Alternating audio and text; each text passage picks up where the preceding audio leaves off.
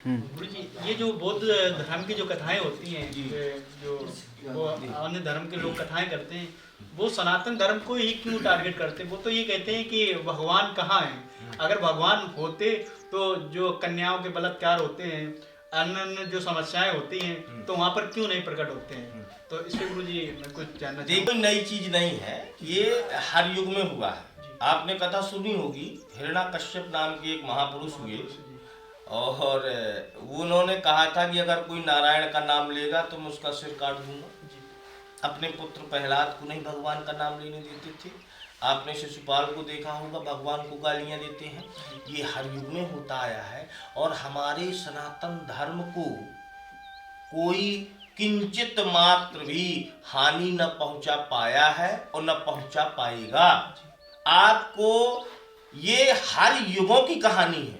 जो बड़ा होगा उसको टोका जाएगा, जो गुणी होगा उसको टोका जाएगा, उसमें बुराइयां देखी जाएंगी। जो गुणी नहीं उसको नहीं टोका जाएगा। ठीक है, तो ये जो भी भगवान को, हनुमान जी को, शंकर जी को, देवी को, जिस भी देवी देवताओं को गाली देते हैं वो उनके कर्म है। अब कलयुग में जो है, अब वो वाले राक्षस तो होते नहीं है कि उनके दांत बाहर निकले हों, शरीर काला हो, 10-10 भुजाएं हो, किसी की 3 हो, किसी की 12 हो।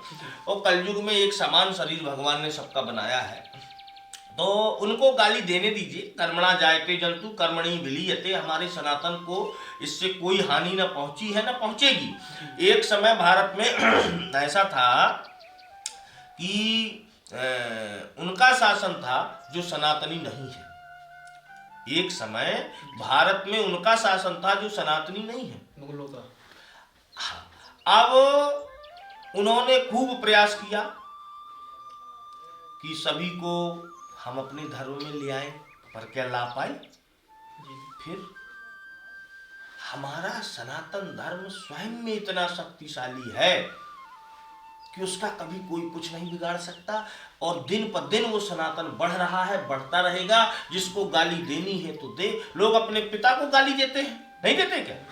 जिसने जन्म दिया उसी को गाली देते हैं। जिसको देखा कि ये हमारा पिता है उसी को गाली दे देते हैं। तो भगवान को गाली दे रहे हैं, अपना कर्म कर रहे हैं, फल भोगेंगे। ये विचारनीय चीज नहीं है। और हमारे सनातन का बाल बांका कर दे, ऐसा माई का लाल न पैदा हुआ था और न पैदा हुआ है और न पैदा होगा। हमारा सनातन हमेशा से एक मजबूत स्तंभ की तरह खड़ा था, खड़ा है और खड़ा रहेगा। अब जिसको अपनी दुकानदारी चलानी है, जिसको राजनीतिक रोटियां सेकनी है, जिसको पब्लिक को पागल बना करके और उसका ब्रेन वॉश करके, और ये सब अपनी दुकानदारी, एक जो ये आपका यूट्यूब चल गया, इसमें जो है अच्छी बातें कहो तो वायरल नहीं होता और कुछ ऐसी चीज़ें कहो तो बहुत वायरल होता है, फिर उससे पैसे की इनकम होती है। तो ये धन के लिए धर्म को टारगेट किया जा रहा है। इससे कोई हानि नहीं होने वाली। ये कुछ दिन के बाद स्वतः ही नष्ट हो जाएगी। ठीक गुरु जी, राधे।